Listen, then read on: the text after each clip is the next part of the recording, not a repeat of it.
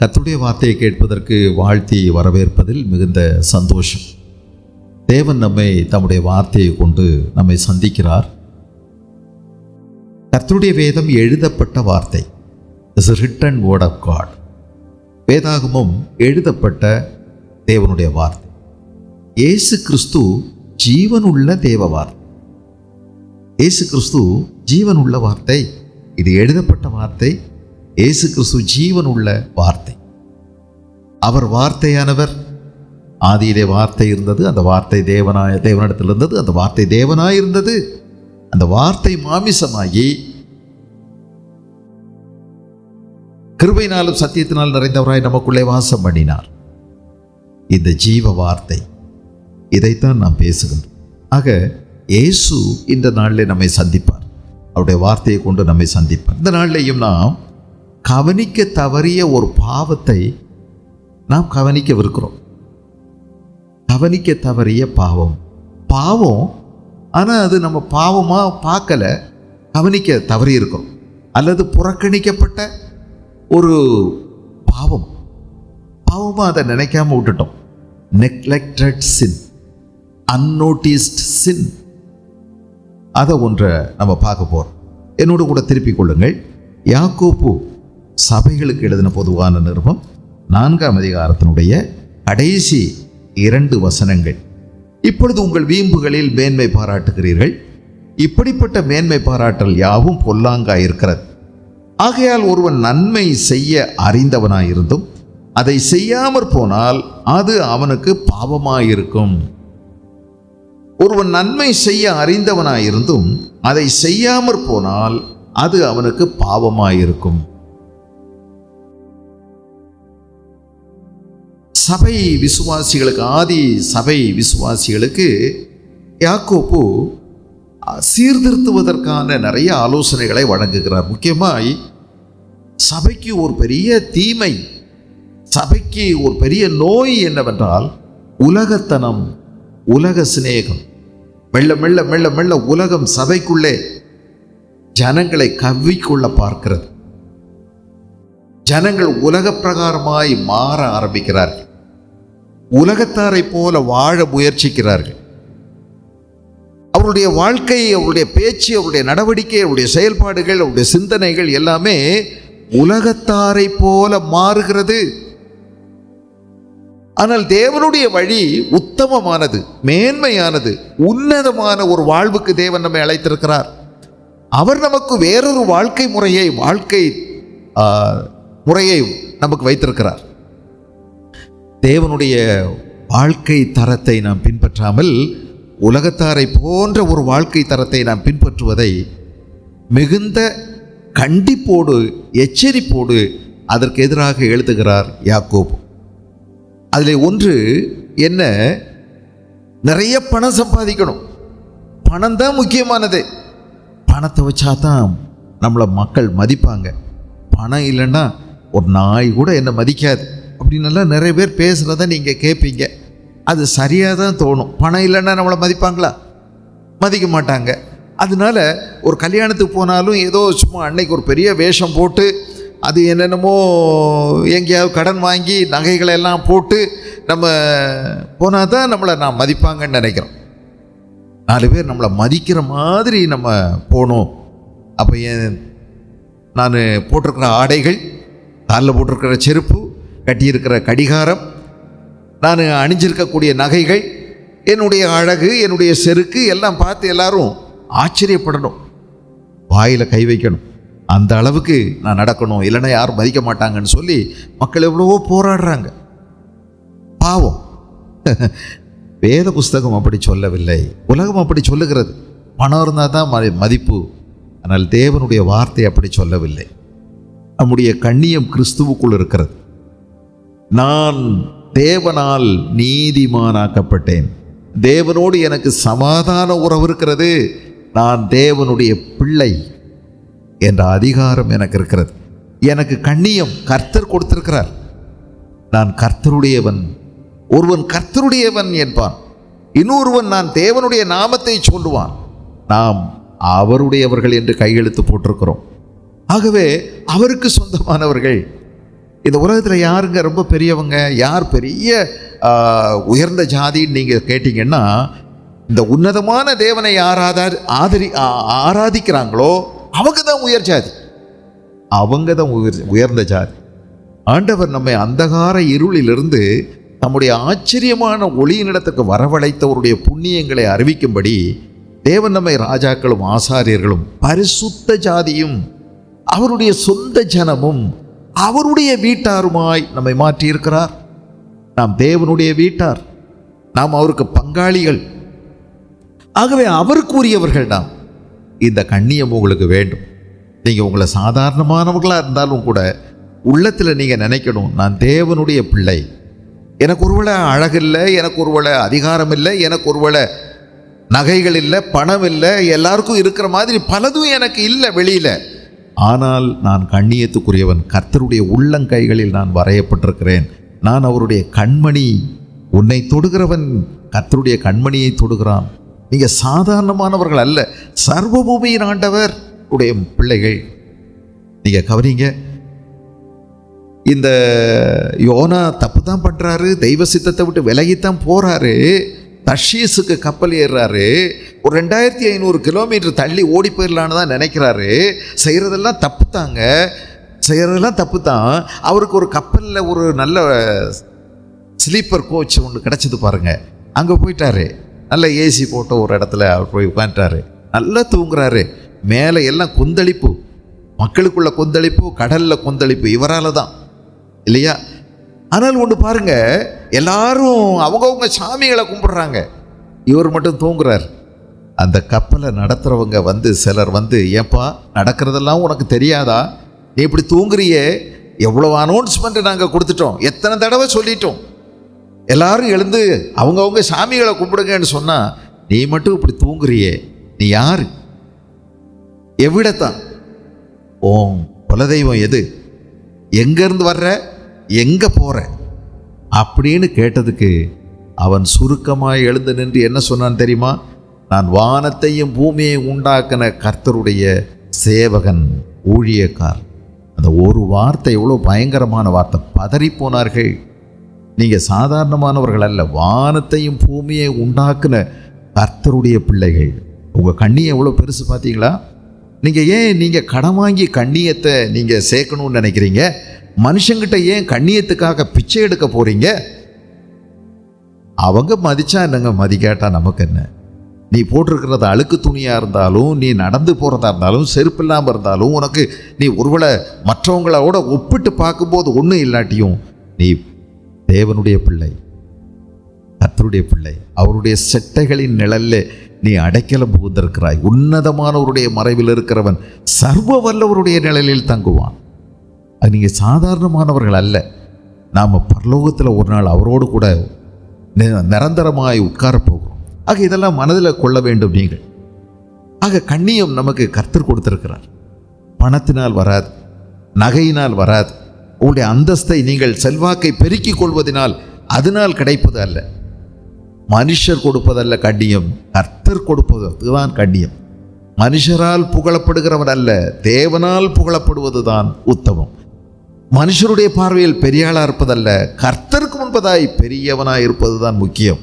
பூமியில் அறியப்பட்டு இருப்பது அல்ல, பரலோகத்தில் அறியப்பட்டிருப்பது தான் மேன்மையானது. பரலோகத்தில் அறியப்பட்டிருக்க வேண்டும். ஆகவே நீங்கள் இதை கவனத்திலே கொள்ள வேண்டும். அதனாலே மனுஷங்கிட்ட நீங்கள் மகிமையை தேடி ஓடக்கூடாது. இயேசு கிறிஸ்து இந்த பூமியில் இருக்கும்போது சொன்னார், மனுஷரிடத்தில் மகிமையை தேடுகிற நீங்கள் எப்படி என்னை விசுவாசிப்பீர்கள்? நான் மனுஷரால் வருகிற மகிமையை தேடுகிறதில்லை என்று இயேசு சொன்னார். பிதாவாகிய தேவன் அவரை பார்த்து சொன்னார், இவர் என்னுடைய நேசகுமாரன், இவரில் நான் பிரியமாயிருக்கிறேன்.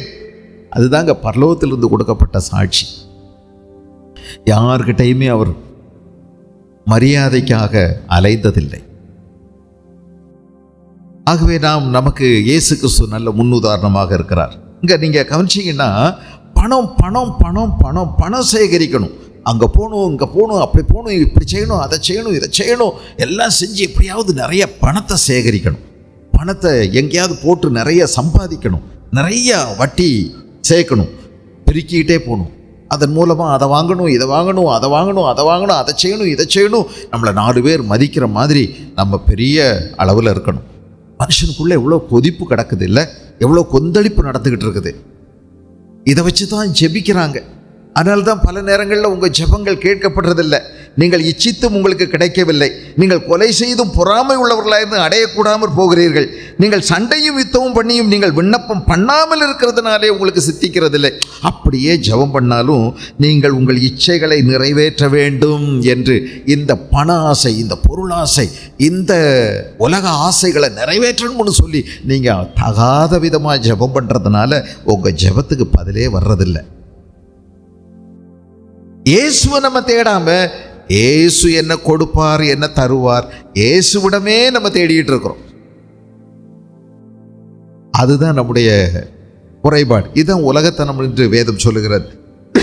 ஆகவே விபச்சாரரே, விபச்சாரிகளே, உலக சிநேகம் தேவனுக்கு விரோதமான பகை என்று அறியீர்களா?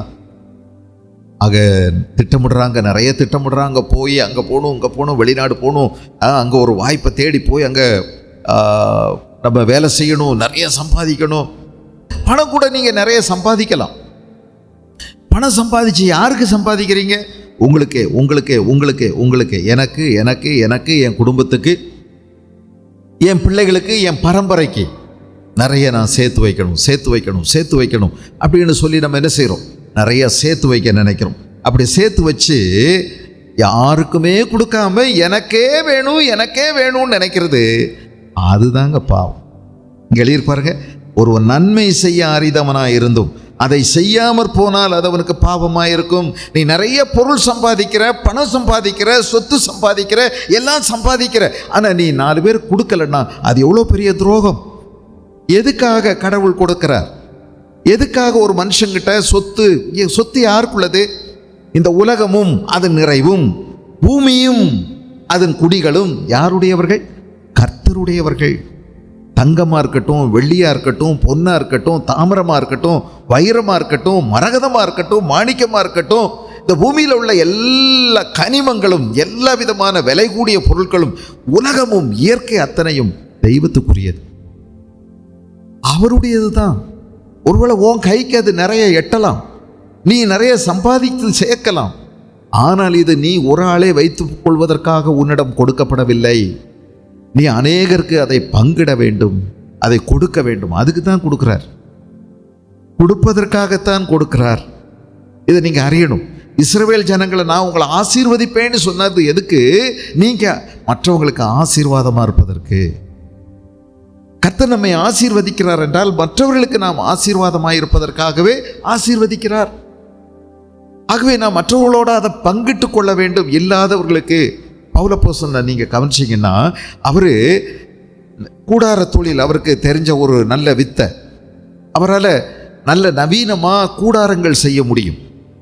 அவங்க அப்பா இராணுவத்துக்கு ஒப்பந்தம் பேசி ரோம இராணுவத்துக்கு நிறைய இந்த மாதிரி கூடாரங்களை செய்து கொடுத்துக்கிட்டு இருந்தார். அதனால் அவங்களுக்கு நிறைய வருமானம் வந்துக்கிட்டு இருந்தது.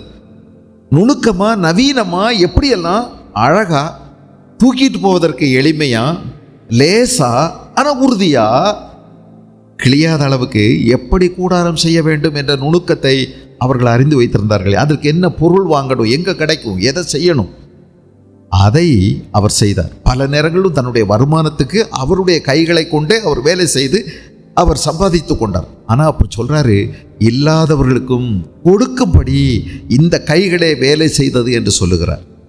ஆக நாம் எப்படி எப்போ சம்பாதிச்சாலும் அதிலிருந்து ஒரு பகுதி நாம் மற்றவர்களுக்கு கொடுக்கவும் நாம் கடமைப்பட்டிருக்கின்றோம். ஒரு கையில் 5 விரல் இருக்குது இல்லையா? பெருவிரல் இருக்குது, அப்புறம் ஆள்காட்டி விரல்னு சொல்கிறோம், அப்புறம் இந்த விரலுக்கு என்ன பேர்? ஆம்பு விரலா? இது மோதிர விரல்னு சொல்லுவீங்க, அப்புறம் இது சுண்டு விரல்னு சொல்லிடுவோம்ல.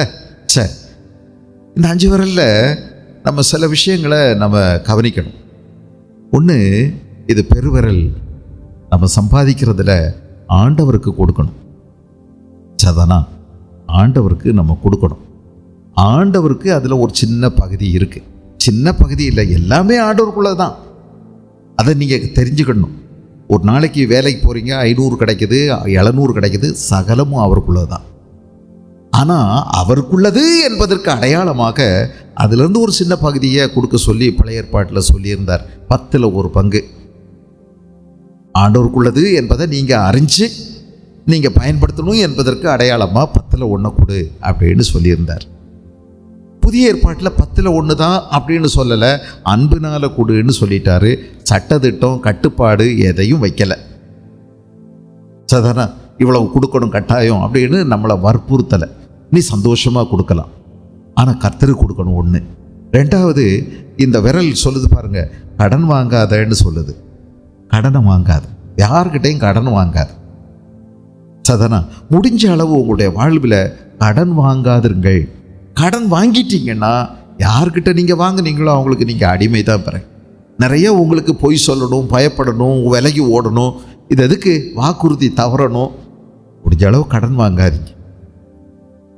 சிலர் இப்போ ஒரு அவசர தேவை இருக்கும், அவசர தேவை ஒருவேளை 500 ரூபாயில் முடிஞ்சிருவோங்க. ஆனால் நம்ம போய் 5000 ரூபா கடன் வாங்குவோம். நியாயமாக இது? நீங்கள் இப்போ 5000 ரூபாய்க்கு கடன் பட்டீங்க, எதுக்கு? வெறும் ஒரு விருந்தாளி வந்திருக்கிறார், அந்த விருந்தாளிக்கு தேவைப்பட்டுக்குன்னா அன்னைக்கு அவர் வந்ததுக்கு நல்ல ஒரு கறி புளி எடுத்து காய்ச்சி கொடுக்கறதுக்கு ஒருவேளை 500 ரூபா செலவுன்னு வச்சுக்கிடுங்க. இதுக்கு நீங்கள் எவ்வளோ வாங்கிட்டீங்க? 5000 ரூபா போய் வாங்கலாமா? வாங்கி அதை என்ன பண்ணுறீங்க பிறகு? 5000 ரூபா வந்துருச்சுன்னு சொல்லி தாராளமாக கண்டபடி செலவு பண்ணி முடிச்சிடுறீங்களே. எப்படி கட்டுவீங்க? கட்டும்போது எவ்வளோ சிக்கலாக இருக்குது, எவ்வளோ இடுக்கமாக தெரியுது உங்களுக்கு. வாங்காதீங்க. முடிஞ்ச அளவு அந்த 500 ரூபா தான் தேவைன்னா 400 ரூபா வாங்குங்க. சிக்கனமாக இருக்க பாருங்க. நம்ம விரலுக்கேற்ற வீக்கம்னு சொல்லுவாங்க. செருப்புக்கு ஏற்றபடி காலை மாற்றக்கூடாது, காலுக்கு ஏற்றபடி செருப்பை வச்சுக்கணும். அதனால் உங்கள் தேவை இவ்வளவுன்னா அதை விட குறைஞ்ச விதத்தில் சுருக்கமாக சிக்கனமாக, கஞ்சத்தனமாக இல்லை, சிக்கனமாக இருக்க பாருங்க. அதுக்கு தான் சொல்கிறேன். அதானே. அப்புறம் நம்ம பெருசாக இருக்கிறதுனால கொஞ்சம் பெருந்தன்மையாகவும் இருக்கணுங்க. பெருந்தன்மையாக இருக்கணும். நம்ம ஆண்டவருக்கு கொடுத்துட்டோம், ஆனால் நம்மள மாதிரி சக மனிதர்கள் நிறைய பேர் இருக்காங்க. தரித்திரர்கள் எப்போதும் உங்களிடத்தில் இருக்காங்கன்னு ஆண்டவர் சொல்லியிருக்கார் இல்லையா? அவங்கள நம்ம நினச்சிக்கணும். கொஞ்சம் அவங்களுக்கும் நம்ம சிந்த விடணும். நமக்குள்ளதுலேருந்து இருக்கிறதுலேருந்து. நம்ம சில நேரம் வருவாங்க உங்கள்கிட்ட, ஒருவேளை ஒரு கிழவி ஒரு கிழவன் ஒரு டீ குடிக்க காசுன்னு கேட்பாங்க. அது வழக்கமாக வச்சுருக்காங்க சிலர். அவங்களுக்கு டீ, அந்த ஒரு டீ இல்லைங்க, 10,000 டீ குடிக்க காசு இருந்தாலும் திரும்பவும் பிச்சை எடுத்துக்கிட்டே இருப்பாங்க. அதை குடிச்சு முடிச்சுட்டு அப்புறம் பிச்சை எடுக்க வேண்டியதானே. அவங்களுக்கும் பணம் ஆசை இருக்குது. நீங்கள் பார்க்குறீங்கன்னா தகுதிக்கு ஏற்றபடி பாத்திரம் அறிந்து பிச்சை போடணும். எப்பவும் அதே செய்யாதீங்க. நீங்கள் ஒரு டீயை வாங்கி கொடுத்துடலாம், ஒரு பன்னு வாங்கி கொடுத்துடலாம், ஒரு பழம் வாங்கி கொடுத்துடலாம். அவங்க அதை கொண்டு போய் கஞ்சா குடிச்சிடக்கூடாது. அதனால் யோசித்து நீங்கள் கொடுக்கலாம். ஆனால் பெருந்தன்மையாக இருக்கும். ஏன்னா நம்மை போல அவன் ஒரு மனிதன், சக மனிதன். அப்புறம் இந்த மோதிர விரல்னு ஒன்று இருக்குது இல்லையா? இதை நீங்கள் நினச்சிக்கிடுங்க. கொஞ்சம் சேமித்து வைக்கணும். கொஞ்சம் வாழ்க்கை எப்படி ஆகும்னு தெரியாது, என்ன நடக்கும் நாளைக்கேன்னு தெரியாது. சதானா உங்கள் பிள்ளைகள் இருக்காங்க, அதுகளுக்கு நல்ல படிப்பை நீங்கள் கொடுக்கணும். அதனால் ஊதாரித்தனமாக செலவு பண்ணாமல் சேமிப்பு ரொம்ப முக்கியம். இயேசு கிறிஸ்து தான் சிறு சேமிப்பை பற்றி சொல்லி கொடுத்தார் முத உலகத்துக்கு. அதனால் மிச்சமானதையெல்லாம் சேகரிங்கன்னு சொன்னார். சாப்பிட்ட பிறகு ஒன்றையும் வீணடிக்க அவர் விடலை. அதனால் சில நேரம் 12 கூட மிச்சமாச்சு பாருங்க. அப்போ உடனே அதை தள்ளிருங்கன்னு சொல்லலை, 12 பேரையும் சுமக்க விட்டார். அது இன்னொருத்தருக்கு தேவைப்பட்டது, அங்கே கொண்டு போய் கொடுத்தார். இயேசு நன்மை செய்கிறவராய் சுற்றி தெரிந்தார். அதனால் சிறு சேமிப்பு ஆண்டவர் நமக்கு சொல்லி கொடுத்துருக்கிறார். நம்பிக்கையான இடத்துல பணத்தை நீங்கள் வைக்கலாம், பணத்தின் மேலே தான் நம்பிக்கை வைக்கக்கூடாது. அதனால் சின்ன சேமிப்பு நீங்கள் செய்யணும். உங்கள் பிள்ளைகளுக்கு அது பிரயோஜனமாக இருக்கும். ஒரு சின்னதாக நீங்கள் செய்யலாம். சின்ன சின்ன யோசனைகள். ஒரு எல்ஐசியில் பணம் போடுறீங்க, போடலாம். எங்கேயாவது நியாயம் ஒரு போஸ்ட் ஆஃபீஸில் பணம் போடுறீங்க, போடுங்க. ஒரு சின்ன சேமிப்பு செய்யுங்க. ஆனால் அதுதான் நம்மளை காப்பாற்றும்னு நினச்சிடாதீங்க. சில நேரம் நம்முடைய பிரச்சனையை அதெல்லாம் போக்காது, தீர்க்காது. கர்த்தர் தான் நமக்கு அன்னைக்கும் ஆதரவு. நம்பிக்கை பணத்தின் மேலே வைத்துறாதீங்க, கர்த்தர் மேலே உங்களுடைய நம்பிக்கையை வைங்க. இந்த சின்ன விரல் உங்களுக்கு சொல்லணும், சிக்கனமாக இருக்கணும். எல்லாத்துலேயும் தாராளமாக இருந்துடக்கூடாது. அடுத்தவங்களை பார்த்து இவங்களை பார்த்து கண்டதையும் வாங்கி வீட்டில் சேர்த்துறாதீங்க. வீடு முழுவதும் பிற பெட்டிகளாக தான் இருக்கும். அந்த பெட்டி இந்த பெட்டி, வாஷிங் பெட்டி, மிஷின் பெட்டி, அந்த பெட்டி இந்த இது என்னங்க இது? இப்படியே பெட்டி பெட்டியாக வாங்கி வச்சிங்கன்னா படுக்கிறதுங்க. சின்ன ஒரு வீட்டை கட்டி வச்சுக்கிட்டு அதுக்குள்ளே வாஷிங் மிஷின் வாங்குறது, அதுக்குள்ளே வெட்டி அந்த பெட்டி வாங்குறது, இந்த பெட்டி வாங்குறது, என்னங்க இது? வீடு முழுவதும் பெட்டிகளாக இருக்குது. செய்யாதீங்க. இருக்கிறதே 10க்கு 10 வீடு. அவங்க வச்சுருக்காங்கன்னு நீங்கள் எதுக்கு வாங்குறீங்க? உங்களுக்கு என்ன தேவை? இப்போ நிழலில் உட்காந்து கைனால் கசக்கி பிடிஞ்சிருங்க துணியை, ஈஸியாக போயிடும். உங்கள் கைனால் செய்கிற மாதிரி வாஷிங் மிஷினால் செய்யவே தெரியாது அதுக்கு. அது பாவம் இப்படி ஒரு உருட்டு, இப்படி ஒரு உருட்டு, அல்லது இப்படி இப்படித்தான் உங்களுக்கு கொடுக்கும். எதுவுமே கரகர போகாது. அது நம்ம போடுற சட்டைக்கு ஆகாது, கூலிக்காரனுக்கு அது ஆகாது. அது நீட்டாக ஆஃபீஸ் போக அப்படியே ஏசி கீழே இருக்க, பிறகு அப்படியே காரில் வந்து இறங்க, சும்மா வேர்வை நாற்ற போகிறதுக்கு தான் அந்த வாஷிங் மிஷின். அது உங்கள் வீட்டுக்கு நம்ம வீட்டுக்கு சில நேரம் சரியாகாது. ஏன் வாங்குறீங்க? வாங்கிட்டு பிறகு அந்த பெட்டியை அங்கிட்டு உருட்டி வைக்கணும். எங்கே உருட்டி வைக்கிறது? அதுக்கே இடம் இல்லையே. இப்படி பெட்டிகளாக வாங்காதீங்க. கொஞ்ச நாளில் குப்பைகளாக போயிடும் இப்படி வீடே. சிக்கனமாக இருக்க பாருங்க. எது தேவைன்னு நல்லா யோசிச்சு வாங்க. நமக்கு இந்த ஃப்ரிட்ஜெல்லாம் வராமல் இருந்தால் நோயும் வராது. ஃப்ரிட்ஜ் அது ஒரு சவப்பெட்டிங்க, சாதாரண பெட்டி இல்லை. அது வந்த பிறகுதான் ஏகப்பட்ட நோயே வந்திருக்குது. ஐயோ, எல்லாத்தையும் எடுத்து அதுக்குள்ளே வச்சு திரும்ப திரும்ப வருது, திரும்ப திரும்ப போகுது, திரும்ப திரும்ப வருது, வாரம் முழுவதும் போகுது வருது. நமக்கு அது தேவையான்னு பாருங்கள். சும்மா சிக்கனமாக இருக்க பாருங்கள். முடிஞ்ச அளவு சிக்கனமாக இருக்க பாருங்கள். கஞ்சனாக இருக்க சொல்லலை, ஆனால் சிக்கனமாக இருக்கு. மற்றவர்களுக்கு நம்ம கொடுக்கறதுல நம்ம தாராளமாக இருக்கணும். இருக்குது, ஒருவர் நன்மை செய்ய அறிந்தவனாக இருந்தும் மற்றவர்களுக்கு தேவையானதை கொடுக்கறதுக்கு நம்ம அறிந்திருந்தும் கொடுக்காமல் விட்டால் அது அவனுக்கு பாவமாகும். எனக்கு அப்படி இருக்குது, எனக்கு ஃப்ரிட்ஜ் இருக்குது, எனக்கு வாஷிங் மிஷின் இருக்குது, எங்களுக்கு அப்படி இப்படி என்னெல்லாம் பாருங்க. இப்பொழுது உங்கள் வீம்புகளில் மேன்மை பாராட்டுகிறீர்கள். இப்படிப்பட்ட மேன்மை பாராட்டல் யாவும் பொல்லாங்காய் இருக்கிறது. இதெல்லாம் செய்யாதீங்க. நான் அப்படி சேலை வாங்கியிருக்கேன், இப்படி சேலை வாங்கியிருக்கேன், இப்படி வண்டி வாங்கியிருக்கோம், இப்படி கார் வச்சுருக்கோம், இப்படி வீடு வச்சுருக்கோம், இப்படி தோட்டம் வாங்கியிருக்கோம், இப்படி பெட்டி வச்சுருக்கோம், இது வாங்கியிருக்கோம், இது வாங்க நவீனமாக அது வச்சுருக்கோம், இது வச்சுருக்கோம். ஐயோ, மேன்மை பாராட்டாதீர்கள். மற்றவர்களுக்கு கொடுக்கறது உங்கள் வீட்டில் குப்பையிலையா குப்பை மாதிரி இருந்துடக்கூடாது. வீட்டை நம்ம அடிக்கடி பரிசோதிக்கணும். ஒரு வருஷத்துக்கு மேலே பயன்படுத்தாத பொருள் ஏதாவது இருக்குதான்னு பார்க்கணும். அதை கொஞ்சம் செக் பண்ணணும். அது நம்ம வீட்டுக்கு தேவையான்னு பார்க்கணும். சதான சில பெரிய பெரிய பாத்திரங்கள்லாம் நம்ம வச்சுருக்குறோம். அதெல்லாம் சில நேரம் எப்பமா தேவை, அதுக்காக வச்சுருக்குறோம். மற்றபடி முடிஞ்ச அளவு பாருங்கள், அதை டிஸ்போஸ் பண்ணுறது, அதை வெளியேற்றுறதுக்கு என்ன வழின்னு பாருங்கள். கொடுங்க, மற்றவர்களுக்கு கொடுங்கள், கொடுங்கள், கொடுங்கள். பழசான பிறகு இல்லை, ஆனால் நல்லா இருக்கும்போதே கொடுக்கலாம். நமக்கு தேவை ரொம்ப, அதாவது தேவை அதிகம் இருக்கும், அவசியத்துக்கு மிஞ்சியதை நம்ம கொடுக்கலாம். கொடுக்க உங்கள் வீட்டில் புதுசு வர்றதுக்கு வாய்ப்பு இருக்குது. நீங்கள் கொடுக்கலாம். கொடுக்கறதுனால நம்ம ஒரு நாள் குறைஞ்சி போக மாட்டோம்.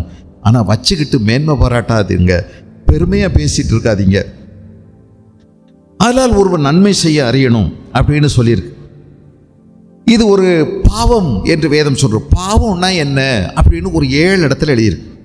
பாவம் அப்படின்னா என்ன அப்படின்னு ஒரு 7 இடத்துல இருக்குது. சாலமோன் 2 இடத்துல 2 காரியத்தை சொல்கிறார். அதில் 2மே நீங்கள் நீதிமொழிகளின் புஸ்தகத்தில் பார்த்தீங்கன்னா பாவம்னா என்ன 21:4 கற்பனையை மீறுவதே பாவம்னு சொல்கிறாரா? 21:4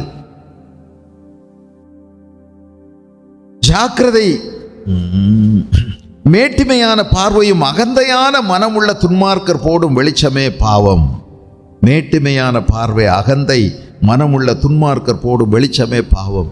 பெருமை ஒரு பெரிய பாவம் என்று சொல்லுகிறார். 24:9 பாருங்க, அங்கே ஒரு பாவத்தை பற்றி எழுதியிருக்கு. 24:9 பரியாசக்காரன் மனுஷருக்கு அருவருப்பானவன். தீய நோக்கம், ராங் இன்டென்ஷன். உங்களுடைய தீய நோக்கம், அதாவது நீங்கள் செய்கிற செயல் ஒருவேளை நல்லதாக தெரியலாம், அழகாக இருக்கலாம், நியாயமாக தெரியலாம், நன்மை செய்கிற மாதிரி தெரியலாம். ஆனால் நோக்கம் தவறாக இருந்ததுன்னா அதுவும் பாவம் தான். தவறான நோக்கத்தோடு நல்லதாக செய்ய முடியும். தவறான நோக்கத்தோடு ஒருத்தருக்கு நல்ல ஆலோசனை சொல்கிற மாதிரி சொல்லி அவங்கள கவிழ்க்க முடியும். ஒருத்தருக்கு நல்லதை செய்கிற மாதிரி அவங்களுக்கு அடியில் குழி பறிக்க முடியும். தீய நோக்கம் பாவம் என்று எழுதப்பட்டிருக்கிறது. இனி யோவான் இருக்கிறார்ல, யோவான் எழுதியிருக்கிறார். அது 1 யோவானில் 2 பாவத்தை பற்றி சொல்கிறார். 1 யோவானில் 3:4 3வது அதிகாரம் 4வது வசனம், பாவம் செய்கிற எவனும் நியாயப்பிரமாணத்தை மீறுகிறான், நியாயப்பிரமாணத்தை மீறுகிறதே பாவம். நியாயப்பிரமாணத்தை மீறுகிறதே பாவம். அப்படின்னா என்ன? பொய் சொல்லாத, விபச்சாரம் பண்ணாத, களவு செய்யாத, பொய் சாட்சி சொல்லாத, அடுத்தவங்களுக்குள்ளதை அபகரிக்காத, இச்சிக்காத, விக்கிரக ஆராதனை செய்யாத, ஜீவனுள்ள தேவன் ஒருவர் தான் தேவன், அவரை அன்றி வேற ஒரு தெய்வத்தை வச்சுக்கிடாத, கற்பனையை மீறுவதே பாவம் அப்படின்னு சொல்கிறார். இன்னொன்று 5வது அதிகாரத்தில் 1 யோவான் 5ஆம் அதிகாரத்தில் 17வது வசனம் 17, அநீதி எல்லாம் பாவம்தான், நீங்கள் செய்யக்கூடிய அநீதி எல்லாமே பாவம்தான், என்றாலும் மரணத்துக்கு ஏதுவல்லாத பாவம் உண்டு. அநீதி எல்லாம் பாவம் என்று எழுதப்பட்டிருக்கிறது. எல்லா அநியாயமும் பாவம் என்று சொல்லப்படுகிறது. யோவானும் 2 பாவத்தை பற்றி சொல்கிறாரா? பவுல் 1 சொல்கிறார், ஒரு பாவத்தை பற்றி சொல்கிறாரு பவுல். ரோமர் 14ஆம் அதிகாரம், ரோமர் 14:23, ரோமர் 14:23 ஒருவன் சம்சயப்படுகிறவனாய் புசித்தால் அவன் விசுவாசம் இல்லாமல் புசிக்கிறபடியினால் ஆக்கினைக்குள்ளாக தீர்க்கப்படுகிறான். விசுவாசத்தினாலே வராத யாவும் பாவமே. தேவனோடு செம்மையான உறவில் தீர்மானிக்கப்படாத எல்லாம், தேவனோடுள்ள உறவை கெடுக்கக்கூடிய எல்லாமே பாவம் என்று சொல்லுகிறார். அது சாப்பிட்றதா இருக்கலாம், அது பேசுகிறதா இருக்கலாம், அது உறவாடுறதா இருக்கலாம், அது நீங்கள் கொடுக்கல் வாங்கலாக இருக்கலாம். தேவனுடைய சித்தத்தின்படி தேவனுக்கு பிரியமில்லாததை எல்லாம் பாவம்தான். இயேசுவோடுள்ள அனுதின உறவில் தடை செய்யக்கூடிய எல்லாவற்றையும் அவர் பாவம்னு சொல்கிறார். இப்போ யாக்கோப்பு அவரும் 2 விஷயத்தை சொல்கிறார், மொத்தம் 7. சாலமோன் 2 சொன்னார், யோவான் 2 சொன்னார், யாக்கோப்பு 2 சொல்கிறாரு, பவுல் 1 சொன்னார். யாக்கோப்பில் 1 வாசிச்சிட்டோம், இன்னொன்று வாசிக்கலை. யாக்கோப்பு 2:9, யாக்கோப்பு 2:9, பட்சபாதம் உள்ளவர்களாயிருப்பீர்களானால் பாவம் செய்து மீறினவர்கள் என்று நியாயப்பிரமாணத்தினால் தீர்க்கப்படுவீர்கள். பட்சபாதம் செய்வது சபைக்குள்ள ஜாதி வித்தியாசம் பார்ப்பது, ஏற்றத்தாழ்வுகளை பார்ப்பது, சதனா இவைகளெல்லாம் நம்ம பார்த்து, அல்லது உயர்ந்தவன் தாழ்ந்தவன் பார்க்கறது, அல்லது சிலரை நம்ம அற்பமாகவும் சிலரை உயர்வாகவும் நம்ம மதிக்கிறது, பொருளாதார அடிப்படையில் அல்லது அவருடைய செல்வாக்கின் அடிப்படையில், இவைகளெல்லாம் பட்சபாதம் செய்வீர்களானால் நீங்கள் பாவம் செய்து நியாயப்பிரமாணத்தை மீறுகிறவர்கள் எனப்படுவீர்கள். அதில் தான் வருது கடைசியாக, ஒருவன் நன்மை செய்ய அறிந்தவனாக இருந்தும் அதை செய்யத்தக்கவர்களுக்கு அதை செய்யாமற் போனால் அது பாவமாகும். அப்போ நம்ம நன்மை செய்ய அறிஞ்சிருக்கிறோம், நம்ம எல்லாரும் நன்மை செய்யணும், நமக்கு இருக்கிறதுலேருந்து நம்ம செய்யணும். இதுக்கு வெளிநாட்டு பணம் ஒன்றும் நீங்கள் எதிர்பார்க்க வேண்டியதில்லை. எனக்கு என்ன பணமாக இருக்குது, எனக்கு யாரும் கொடுக்கவா செய்கிறாங்க, நான் கொடுக்கறதுக்கு, நான் உதவி செய்கிறதுக்கு அப்படின்னு நீங்கள் கேட்டிங்கன்னா, ஏசுராஜா சொல்கிறாரு, உங்களுக்கு உண்டானவைகளிலிருந்து பிச்சை கொடுங்கள் அப்படி தான் சொன்னார். உனக்கு உள்ளதை விற்று தரித்திரருக்கு கொடு, அப்பொழுது பரலோகத்தில் உனக்கு பிரயோஜனம் உண்டாயிருக்கும்னு சொன்னார். உங்களுக்கு ஞாபகம் இருக்கா? உனக்கு உள்ளதை, உண்டானதை. 2 கொரிந்தியர் 8ஆம் அதிகாரம் 2வது வசனத்தில் பவுலப்போஸ்தலன் சொல்லுகிறார், நீங்கள் கொடுத்தீங்க, எதிலிருந்து கொடுத்தீங்க தெரியுமா? உங்களுடைய தரித்திரத்திலிருந்து கொடுத்தீங்க. உங்களுடைய தரித்திரத்திலிருந்து. அவங்களுக்கு என்ன வெளிநாட்டு பணமாக கிடைச்சிது? நான் உதவி செய்யணும் மற்றவங்களுக்குன்னா எனக்கு வெளிநாட்டிலிருந்து என்ன பணமாக இருக்குது, நான் அப்படியா சம்பாதிக்கிறேன்? இல்லைங்க, நீங்கள் சம்பாதிக்கிற 1 ரூபா 2 ரூபா இருக்குது பாருங்கள், அதிலிருந்து கொஞ்சம் கொடுங்கன்னு தான் சொல்லியிருக்கு. உள்ளதிலிருந்து பிச்சை கொடு, இருப்பதிலிருந்து. தரித்திரத்திலும் அவர்கள் கொடுத்தார்கள், தங்களுடைய நிறைவில் இருந்து இல்லை, குறைவில் இருக்கும்போது கொடுத்தார்கள். ஆதி திருச்சபையில் தங்களுக்கு உண்டானவைகள், நிலங்கள், வீடுகள் எல்லாவற்றையும் விற்று கொண்டு வந்து அப்போஸ்தலருடைய பாதத்தில் வச்சாங்கன்னு போட்டிருக்கு. அதனால் எனக்கு இல்லை, எனக்கு கொடுக்கறதுக்கு ஒன்றுமே இல்லை, நான் எப்படி உதவி செய்யன்னு நினைக்காதீங்க. எல்லாருக்கும் உதவி செய்ய முடியும். 5 ரூபா டிக்கெட் எடுத்து கொடுக்க முடியும், ஒரு டீ வாங்கி கொடுக்க முடியும், ஒரு 5 ரூபாய்க்கு பன்னு வாங்கி கொடுக்க முடியும், ஒரு பழம் வாங்கி கொடுக்க முடியும். எல்லாருக்கும் உதவி செய்ய முடியும். இருப்பதிலிருந்து கொடுங்கள் என்று வேதம் சொல்லுகிறது. இதுக்கு இணையான சில வேத வசனங்கள் இருக்கிறது. இப்போ நம்ம வாஸ்தவம் இல்லையா, ஒருவன் நன்மை செய்ய அறிந்தவனாக இருந்தும் அதை செய்யாமற் போனால் அது அவனுக்கு பாவமாக இருக்கும். இதுக்கு இணையான ஒரு வசனம் 1 யோவான் 3ஆம் அதிகாரத்தில் 17வது வசனம் பாருங்க, 1 யோவான் 3:17.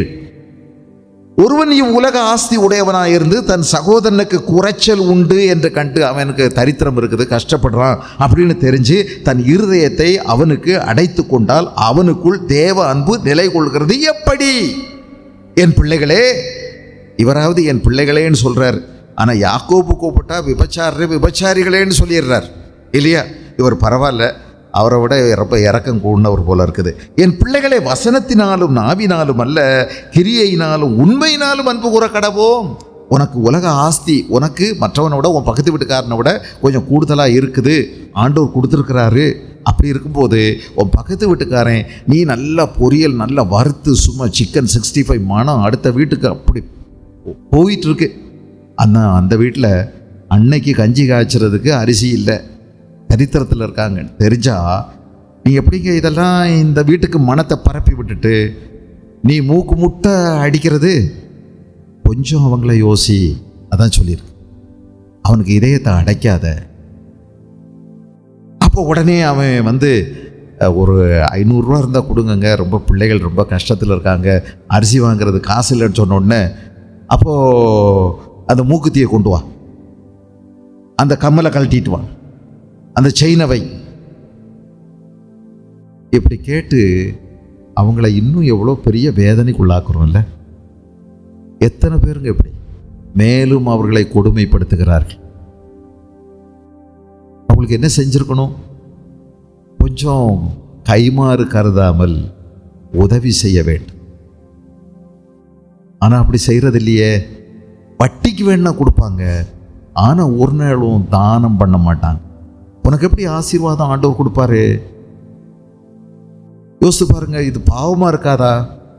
ஒரு கூலிக்காரனுடைய கூலியை நீ சாயங்காலம் வரைக்கும் வச்சிருக்காத, அவன் அது மேலே ஆசையாக இருக்கான், அவன் போகும்போது கேட்டால் கொடுத்துருன்னு சொல்லியிருக்கார். அவன் அங்கே போய் உட்காந்துட்டு ஐயோ இன்னைக்கு கிடைக்கலையே, என் பிள்ளைகளுக்கு நான் எப்படி அரிசி பருப்பு வாங்குவேன்னு சொல்லி ஆண்டவரே இப்படி ஆயிப்போச்சேன்னு சொன்னால் அது உனக்கு பாவமாக இருக்கும் என்று வேதம் சொல்லுகிறது. தரித்திரர்களை ஆண்டவர் நம்ம மத்தியில் வச்சிருக்கிறாரு. ஆனால் அவர்களுக்கு நாமளும் ஒரு காலத்தில் தரித்திரத்தில் இருந்திருப்போம். நம்ம அவர்களுக்கு உதவி செய்ய வேண்டும். செய்யக்கூடிய இருதயத்தை அடைத்து கொள்ளக்கூடாது. வேதம் சொல்லுகிறது, இப்படி அடைத்து கொண்டால் நீ அளக்கிற அளவின்படி ஆண்டவர் உனக்கு திரும்ப அளந்து விடுவார். நீ கொடுக்கிற அளவின்படி உனக்கு திரும்ப கொடுக்கப்படும். மேலும் மேலும் அவங்கள கடனாளி ஆக்கி அவங்கள தற்கொலை பண்ண வைக்கக்கூடாது. இப்படித்தானே நிறைய பேர் செய்கிறாங்க. பணம் பாக்கெட்டில் வச்சுட்டு இருக்காங்க.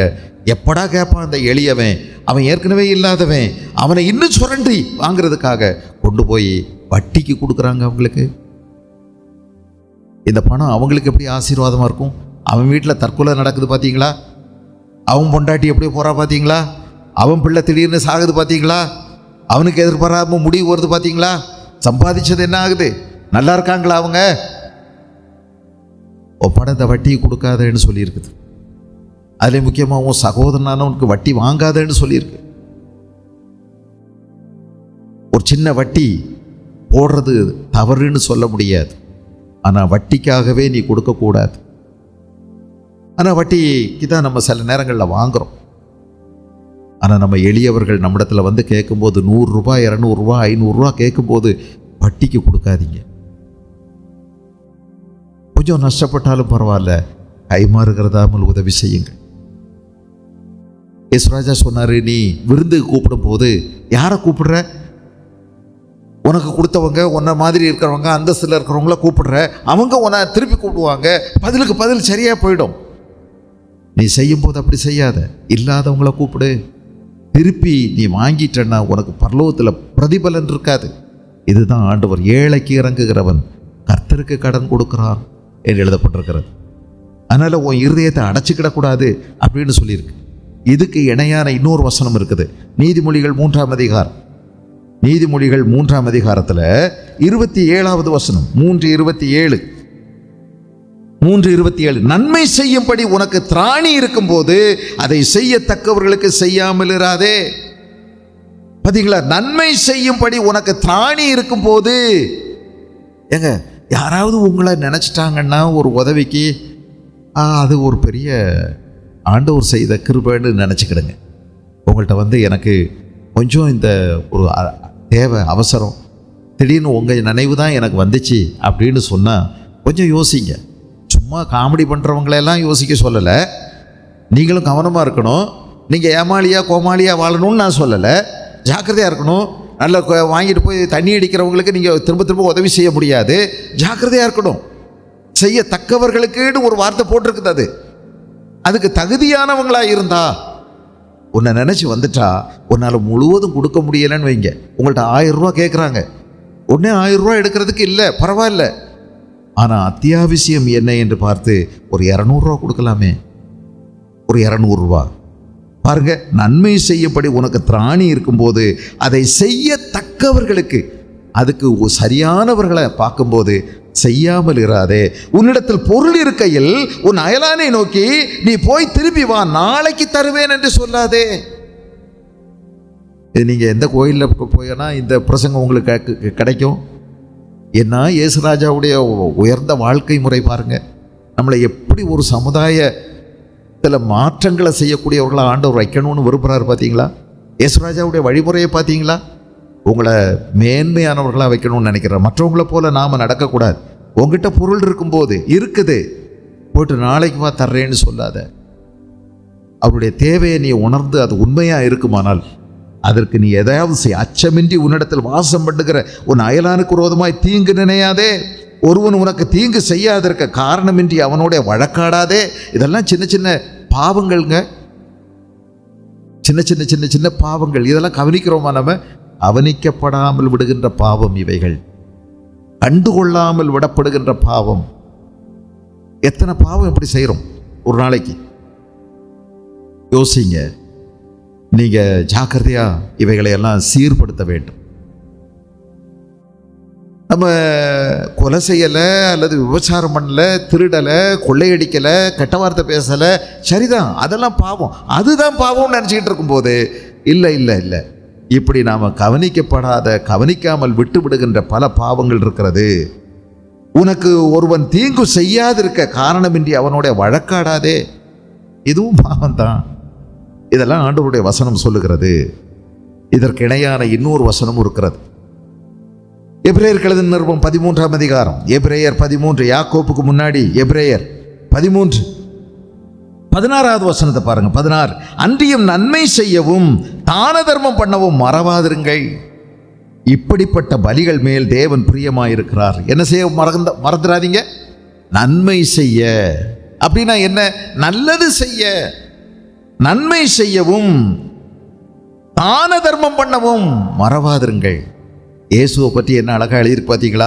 அவர் நன்மை செய்கிறவராயும் பிசாசின் பிடியில் இருந்த அநேகரை விடுதலை செய்யவும் கிராமங்கள் தோறும் பட்டணங்கள் தோறும் சுற்றி அலைந்தார். நன்மை செய்தார், நன்மை செய்தார். 2 பேர் கதரேனருடைய கடற்கரையில், கதரேனருடைய கடற்கரைனா கலிலேயா கடலினுடைய ஒரு பகுதிக்கு பேர். கடலெல்லாம் ஒரே கடல் தான். அது சென்னை பக்கத்தில் வந்தால் சென்னை மெரினா பீச்சுன்னு சொல்லுவோம். ராமேஸ்வரம் பக்கத்தில் வந்தால் ராமேஸ்வரம் கடல்னு சொல்லுவோம். கடல் ஒரே கடல் தாங்க.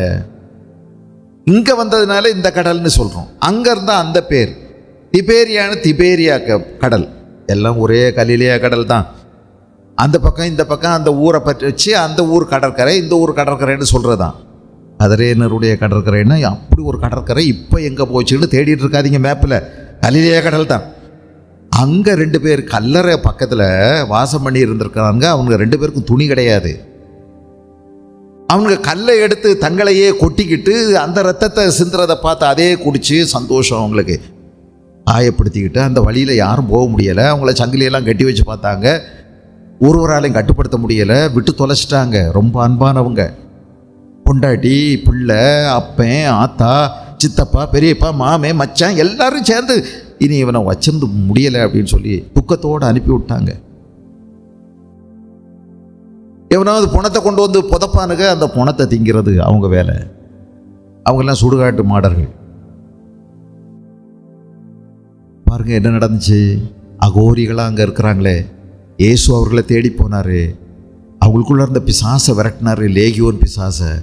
கொஞ்ச நேரத்தில் அந்த பக்கத்தில் உள்ளவங்கெல்லாம் ஓடி வந்து பார்க்குறாங்க. இவங்க புத்தி தெளிஞ்சு வஸ்திரம் தரித்தவர்களாக உட்கார்ந்துருக்கிறார்கள். இவங்களுக்கு எங்கெங்க வஸ்திரம் கிடைச்சது? இயேசுநாதர் தன்னுடையதை அங்கே பங்கிடுகிறார். உனக்கு 2 இருந்துன்னா 1 கொடுன்னு சொன்னார்ல, இயேசு கிறிஸ்துவ அங்கேருந்து கொடுத்துட்டார் பாருங்க. அவர் போட்டு இந்த மேலே இங்கே 2 கிழிச்சு 2 பேருக்கும் கட்டிக்கிட்ட கொடுத்துட்டார் போல இருக்கு. வந்து பார்க்குறாங்க, இவங்க துணி கொடுத்துருக்குறாங்க, புத்தி தெளிஞ்சிருக்காங்க, அழகாக இருக்காங்க, ரொம்ப தெளிவாக இருக்காங்க. இயேசு கிறிஸ்து சொன்னதை செஞ்சார். யோவானும் அதைத்தான் சொன்னார். நாங்கள் என்னங்க செய்யணும் அப்படின்னு சொல்லி ஒவ்வொருத்தராக வந்து கேட்டாங்க. உங்களுக்கு இருக்கிறவைகள்ல இருந்து பிச்சை கொடுங்க. 2 இருந்துன்னா 1 கொடு. அநியாயமாக யார்ட்டையும் வட்டி வாங்காத, மற்றவங்களுக்கு உதவி செய். இதை நிறைய சொன்னாங்க. நம்ம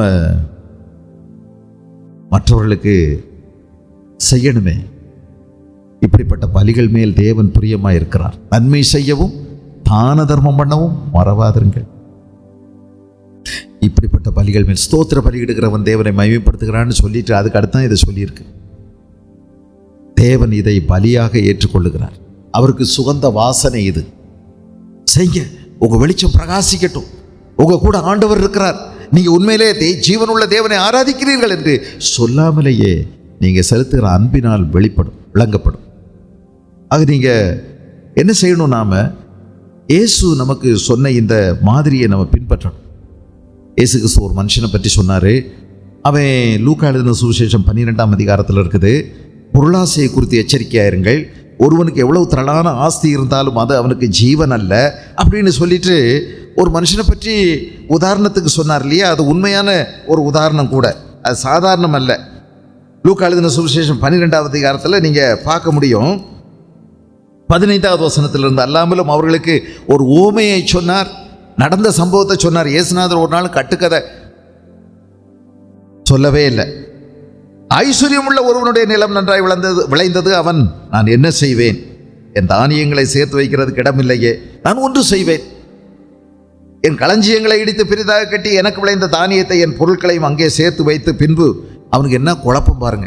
சரீரமும் ஆத்மாவும் ஒன்று வித்தியாசங்கிறது தெரிய மாட்டேன்ருச்சு. உடம்பு வேற ஆத்மா வேறன்னு தெரியலை. நீங்கள் உட்காந்துருக்கீங்க பாருங்க, நீங்கள் வேற, உங்கள் உடம்பு வேற. உங்கள் உடம்பு வெறும் வீடு, நீங்கள் தங்கி இருக்கக்கூடிய ஒரு வீடு தான். ஒரு நாள் இந்த வீட்டை விட்டுட்டு நீங்கள் அப்படின்னு போயிடுவீங்க. உங்களை போய் நாங்கள் தேடி பிடிச்சாலும் பிடிக்க முடியாது. ஒருவேளை நான் முந்தி புஷ்ஷுன்னு போயிடுவேன், அல்லது நீங்கள் முந்தி புஷ்ஷுன்னு போயிடுவீங்க இல்லையா? ஆனால் அவர் போயிட்டாரு. அப்போ இது சடலம்.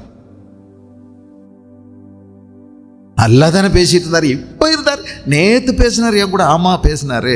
இப்போ பேசிட்டு இருந்தார். ஆமாம். ஆனால் அதுக்குள்ளே போயிட்டார். அவர் போயிட்டார். ஆனால் இருக்கிறது என்ன? பாடி தான் இருக்கு, வீடு தான் இருக்கு. அவர் போயிட்டார். ஆத்மா வேற, சரீரம் வேறங்க. நீங்க எடுக்கிற சுவாசம் வேற, உங்களுக்குள்ள இருக்கிற ஜீவன் வேற. இது ரெண்டும் குழப்பமா இருக்கு இந்த பயலுக்கு. என் ஆத்மாவேன்னு சொல்றான். நம்ம உடம்பே அப்படின்னு சொல்லிட்டா கூட பரவாயில்லையே, தெளிவா இருந்திருப்பான் போல இருக்கு பய. ஆனா அப்படி இல்லை. இவன் என் ஆத்மாவே, உனக்கு அநேக நாட்கள் வேண்டிய சோறாதிங்கும் ஆத்மா. உன் உடம்புக்கு தாங்க சோறு வேணும், இதுக்கு தான் உப்புமா வேணும். நிறைய பேருக்கு உப்புமா பிடிக்காத, ஆனால் இதுக்கு தான் உப்புமா வேணும், சாம்பார் வேணும், குழம்பு வேணும். எல்லாம் இந்த நாக்குக்கு தானே. அது கீழே போச்சுன்னா என்ன தெரியும்? எல்லாம் இதுக்கு தான் வேணும். ஆனால் ஆத்மாவுக்கு இது தேவையில்லை. ஆத்மா வாழ்றது தேவனால் அவரால் திட்டமிடப்பட்டிருக்கிறது. எந்த நொடியில் நீங்கள் முடிக்கணும்னு சொல்லி அவர் வச்சிருக்கார், ஜாதகம் வச்சிருக்கார் கையில். ஆத்மாவுக்கு சோறு சாம்பார் ஆகாது. ஆத்மா வாழணும்னா தேவனுடைய வார்த்தையினால தான் ஆத்மா வாழும். உன் ஆத்மா வாழ வேண்டும், அதுக்கு தேவனுடைய வார்த்தை தான். பொய்யில வாழக்கூடாது. பொய்யிலே பிறந்து பொய்யிலே வாழ்ந்து பொய்யிலே செத்தா அக்னியும் கந்தவும் எறியக்கூடிய கடல் தான். இது அப்படி அல்ல. தேவனுடைய வார்த்தையினால் வாழ வேண்டும். அதுதான் ஜீவன், அதுதான் ஜீவ தண்ணீர், அதுதான் ஜீவ ஆகாரம், அதுதான் ஜீவாப்பம். இயேசுதான், அவர்தான் ஆகாரம். ஜீவாப்பம் நானே, இயேசு சொன்னார். அதனால நம்ம கவனமா இருக்கணும். இவனுக்கு ஒரே குழப்பம். என் ஆத்மாவே அநேக வருஷங்களுக்கு அநேக பொருட்களை சேர்த்து வைக்க நிறைய நாள் இருப்பான்னு சார். ஆனால் என்னாச்சு, அன்னைக்கு நைட்டு அவருக்கு ஹார்ட் அட்டாக் வந்துருச்சு. நிறைய பேருக்கு இப்போ ஹார்ட் அட்டாக் வருது. நான் உங்களை சொல்லலை, நீங்கள் பயந்துட வேண்டாம். ஆனால் எப்போ வேணாலும் அட்டாக் வந்துச்சுன்னா நம்ம தடுக்க முடியாது. அதனால் எப்பவும் தயாராக இருக்கணும்.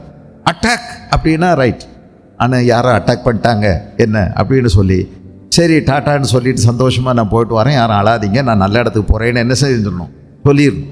சொல்லிட்டு சந்தோஷமாக பரப்பிடணும். அப்படியே பார்த்து கண்ணீர் விட்டால் இருக்கிறவங்க எல்லாம் பதறி போயிடுவாங்க. அதனால் எப்பவும் வந்துருச்சுன்னா ரெடியாக தான் இருந்துக்கணும். ஆனால் அப்படி தான் அவர் வந்த போதெல்லாம் ரெடியாக இருந்தாங்க நிறைய பேர். இயேசு கிறிஸ்து ரொம்ப சந்தோஷமாக, பிதாவே என் ஆவியை உடைய கைகளில் விடுறேன்ட்டார். அட்டாக் வந்திருக்கலாம் இல்லை, தண்ணி எல்லாம் ரத்தமும் போயிடுச்சேன். அப்புறம் இதே எங்கே துடிக்கும், நின்றும் இல்லை தன்னாலே, அட்டாக் ஆகிருக்கும், அரெஸ்ட் ஆகிருக்கும். இயேசு கிறிஸ்து ரெடியாக சொல்லிட்டார், பிதாவே உடைய கைகளில் என் ஆவியை ஒப்பு கொடுக்கிறேன் அப்படின்னு சொல்லிட்டார். எல்லாம் முடிந்ததுன்னு சொல்லிட்டார். நமக்கு பாக்கி நிறைய வச்சிருக்கிறதுனால தான் நமக்கு போக பயமாக இருக்குது. நம்ம ரெடியாக இல்லை, நிறைய பாக்கி வச்சிருக்கோம். இயேசு கிறிஸ்து எல்லாம் முடிச்சிட்டார், செய்ய வேண்டிய எல்லாத்தையும் செஞ்சு முடிச்சிட்டார். பிதாவுடைய சித்தத்தை நிறைவேற்றி முடிச்சிட்டார். என்னென்ன ரட்சிப்புக்காக செய்யணுமோ எல்லாம் நம்ம எல்லாத்தையும் குறை வச்சுவிட்டு அப்படியே இருக்கிறோம். ஆண்டவரே இப்போ எனக்கு ஒரு வருஷத்தை கூட கூட்டி கொடுத்தால் அம்புட்டை முடிக்கிறேன்னா அப்படின்னு இப்போ புதுசாக சொல்லுவோம். ப்ராஜெக்டை முடிச்சிடணுமா, அப்பப்போ முடிச்சு வச்சுட்டா நல்லது. பவுலெல்லாம் சொல்லிட்டார், நான் ப்ராஜெக்ட் முடிச்சிட்டேன், நல்ல போராட்டத்தை போராடினேன், விசுவாசத்தை காத்துக்கொண்டேன், ஓட்டத்தை முடித்தேன். அவர் எல்லாம் ரெடியாக இருந்தார். நம்ம அப்படி ரெடியாக இல்லை. அதனால தான் பதறோம், பயங்கரமாக இருக்குது. பக்கத்தில் இருக்கிறவங்களுக்கு அதை விட இடியாக இருக்குது. இவருக்கு ஹார்ட் அட்டாக் வந்துருச்சு. இவர் செஞ்ச ஒரு குற்றம் என்ன தெரியுங்களா? மதிகேடனேன்னு ஆண்டவர் சொன்னாரா? மதிகேடனே, தேவனோ அவனை நோக்கி, மதிகேடனே உன் ஆத்மா உன்னிடத்திலிருந்து இந்த ராத்திரியில் எடுத்துக்கொள்ளப்படும். அப்போன்னா முடிஞ்சு போச்சுன்னு அர்த்தம். அப்பொழுது நீ சேகரித்தவைகள் யாருடையதாகும் என்றார். பாருங்க, இவன் செஞ்ச மதிகேடன்னு ஏன் கூப்பிட்டார் தெரியுமா? பல காரணம் இருக்குது. அதில் ஒன்று, இருந்ததை இவரே சேர்த்து வச்சுட்டான். என்ன செய்ய மாட்டேன்ட்டான்? நன்மை செய்யவே இல்லைங்க. அந்த ஊரில் இருந்த தரித்திரரை நினச்சி கூட பார்க்கல. சரி இப்போமாவது அதிகம் விளைஞ்சதே, அதையாவது கொடுக்கலாமேங்கிற எண்ணம் வரவே இல்லை. சரி இருந்ததையாவது கொஞ்சம் கொடுப்போமே அப்படின்னு நினைக்கல. இவன் மதிகேடன் ஆண்டவர் கூட்டத்துக்கு காரணம், இவன் நிறைய பேருக்கு செய்ய வேண்டியதை கொடுக்க வேண்டியதை இவனே வச்சுக்கிட்டே இருந்தான். ஒரு மதிகட்டம். இவன் நினைக்கிறான் இவன் இதை முழுவதும் இவன் முடிச்சிருவான், இருந்துக்கிட்டே இருப்பான்னு இவன் நினைக்கிறான். மதிகட்டவன். தேவனிடத்தில் ஐஸ்வர்யவனாக இராமல் தனக்காகவே பொக்கிஷங்களை சேர்த்து வைக்கிறவன் இப்படியே இருக்கிறான். நம்ம நன்மை செய்கிறதுனால தேவனிடத்தில் என்ன செய்கிறோம்? ஐஸ்வர்யவான்களாக மாறுகிறோம். தேவனிடத்தில் நம்ம ஐஸ்வர்யவான்களாக மாறுகிறோம். பைபிளில் அதான் எழுதியிருக்குது. 1 தீமோத்தேயு 6ஆம் அதிகாரம், 1 தீமோத்தேயு 6ஆம் அதிகாரம் நம்ம அடிக்கடி படிக்கக்கூடிய வேத வசனம் தான். அது எழுதியிருக்குது, இவ்வுலகத்தில் ஐஸ்வர்யம் உள்ளவர்கள், 17ஆவது வசனம், இருமாப்பான சிந்தை உள்ளவர்களாக இராமல் என்னை எவரும் அசைக்க முடியாது, நான் தான் பெரிய ஆளு, நான் ரொம்ப பாடுபட்டு என் திறமையினால் இதெல்லாம் சம்பாதிச்சிருக்கிறேன், நான் யார் தெரியுமா, அவ்வளவு திறமை உள்ளவன், அப்படிப்பட்ட கெட்டிக்காரன் அப்படின்னு நீங்கள் இருமாப்பான சிந்தை உள்ளவர்களாக இராமல் நிலையற்ற ஐஸ்வர்யத்தின் மேல் நம்பிக்கை வைக்காமலும் நாம் அனுபவிப்பதற்கு சகலவித நன்மைகளையும் நமக்கு சம்பூர்ணமாய் கொடுக்கிற தேவன் ஒருவர் இருக்கிறார், அவர் மேலே நம்பிக்கை வை. அது மட்டும் இல்லை, நன்மை செய், நற்கிரியைகளில் ஐஸ்வர்யவான்களாக இருக்கணும். நற்கிரியைகளில் நம்ம ஐஸ்வர்யவான்களாக இருக்கணுமா? நற்கிரியைகளில் ஐஸ்வர்யவான்களாக இருக்க வேண்டும். நீங்கள் செய்கிற நற்கிரியைகளினால் நீங்கள் ஐஸ்வர்யவான்களாக இருக்கணும். நீங்கள் நிறையா பணக்காரங்களாக இருக்கணும்னு நினச்சிங்கன்னா எதில்? விசுவாசத்தில், நற்கிரியைகளில் நம்ம ஐஸ்வர்யவான்களாக இருக்கணும். தாராளமாய் கொடுக்கிறவர்களாக இருக்கணும். உதார குணமுள்ளவர்களாக இருக்க வேண்டும். உதார குணமுள்ளவர்களாக இருக்கணும். இறைக்கிற கிணறு தான் நிறைய திரும்ப நிறையும், சொரக்கும்னு சொல்லுவாங்க. கொடுத்தா தான் நமக்கு கிடைக்கும். கொடுக்குறவங்களா இருக்கணும். இருக்கிறதுல கொடுக்குறவங்களா நம்ம இருக்கணும். இயேசு கிறிஸ்து இன்னும் நிறைய வார்த்தைகளை சொல்லியிருக்கிறார். இந்த ஒரு 9ஆம் அதிகாரத்தில் ஒரு பெண்ணை பற்றி எழுதியிருக்குது.